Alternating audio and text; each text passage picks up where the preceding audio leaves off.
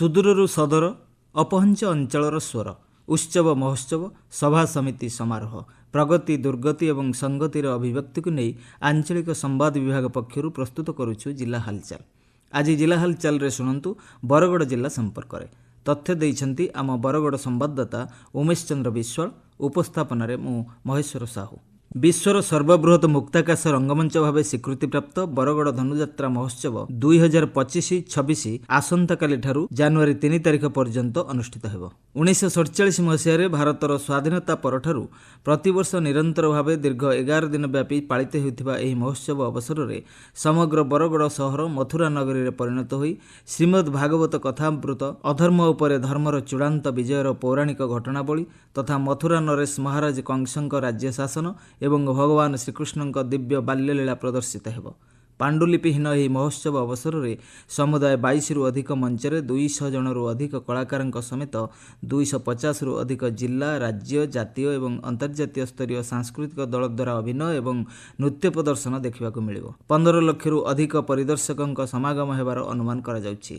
ନିଜର ଅନନ୍ୟ ନାଟ୍ୟ ମହିମା ବ୍ୟତୀତ ଧନୁଯାତ୍ରା ବିଭିନ୍ନ ପ୍ରଦର୍ଶନୀ ଓ କାର୍ଯ୍ୟକ୍ରମ ମାଧ୍ୟମରେ ସ୍ଥାନୀୟ ସଂସ୍କୃତି ଐତିହ୍ୟ ବାଣିଜ୍ୟ ଏବଂ ସାମୂହିକ ଅଂଶଗ୍ରହଣକୁ ମଧ୍ୟ ପ୍ରୋତ୍ସାହିତ କରିଥାଏ। ଧନୁଯାତ୍ରା ମହୋତ୍ସବକୁ ଅଧିକ ଆକର୍ଷଣୀୟ ଓ ଭବ୍ୟ କରିବା ପାଇଁ ବ୍ୟାପକ ପଦକ୍ଷେପ ଗ୍ରହଣ କରାଯାଇଛି। ଏ ସମ୍ପର୍କରେ ବରଗଡ଼ ଜିଲ୍ଲାପାଳ ତଥା ଧନୁଯାତ୍ରା ମହୋତ୍ସବ ସମିତିର ଅଧ୍ୟକ୍ଷ ଆଦିତ୍ୟ କୁମାର ଗୋଏଲ ଆକାଶବାଣୀକୁ ସୂଚନା ପ୍ରଦାନ କରି କହିଛନ୍ତି, ସମସ୍ତଙ୍କୁ ରିକ୍ୱେଷ୍ଟ है ସବୁ ବରଗଡ଼ ଜିଲ୍ଲାବାସୀଙ୍କୁ ଏବଂ ସବୁ ଓଡ଼ିଶାବାସୀଙ୍କୁ କି ଆପଣମାନେ ଏଥର ବରଗଡ଼ ଧନୁଯାତ୍ରା ମହୋତ୍ସବ ନିହାତି ଦେଖିବା ପାଇଁ ଆସିବେ।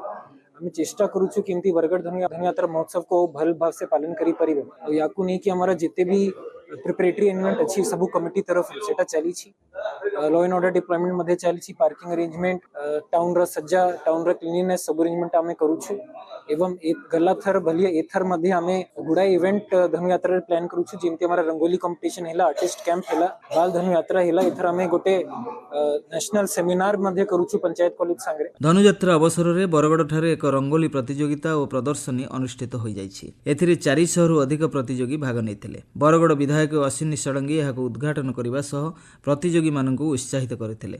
ବରଗଡ଼ ଧନୁଯାତ୍ରାର ପ୍ରଚାର ପ୍ରସାର ପାଇଁ ଏଭଳି କାର୍ଯ୍ୟକ୍ରମ ଆୟୋଜନର ସେ ଭୂୟସୀ ପ୍ରଶଂସା କରିଛନ୍ତି।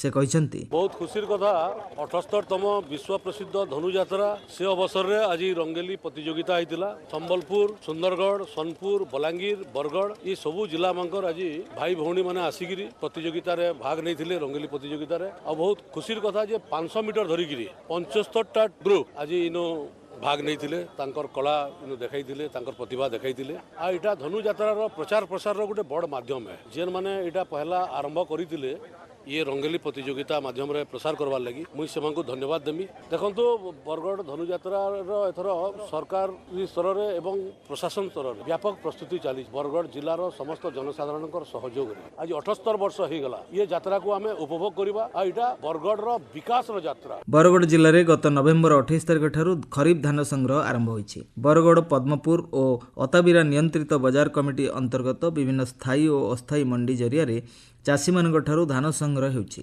तेबे टोकन जरिया धान संग्रह बाध्यतामूलक होइतिबा बेले अनेक चाषी पाखक टोकन पहुंची नथिबारु चाषी मानक धान बिक्री को नहीं समस्या देखा दैछि। चाउल कल गुड़िकरे थिबा चाउल भारतीय खाद्य निगम गुड़िकरे थिबा गोदाम घरे स्थानाभाव जोगु जाई पारु नाही।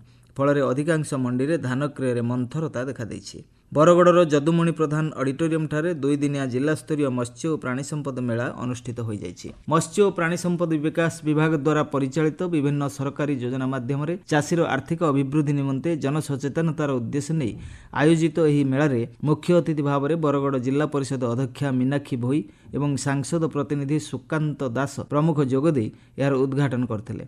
निर्वाचन आयोग निर्देश क्रमे जिलार 5टी विधानसभा निर्वाचन मंडलीर मोट 273 गोटी नूतन मतदान केन्द्र करने पर स्थिर करा जायछि। पदमपुर विधानसभा निर्वाचन मंडली 54टी, विजयपुर निर्वाचन मंडली 69टी, बरगढ़ निर्वाचन मंडली 42टी, अताबिरा निर्वाचन मंडली 59टी और भटली निर्वाचन मंडली 49टी मतदान केन्द्र संख्या वृद्धि करा जायछि। जिला हालचाल आज एतिकी। आसंता काली जिला हालचाल रे सुनिबे भद्रक जिला संपर्क रे।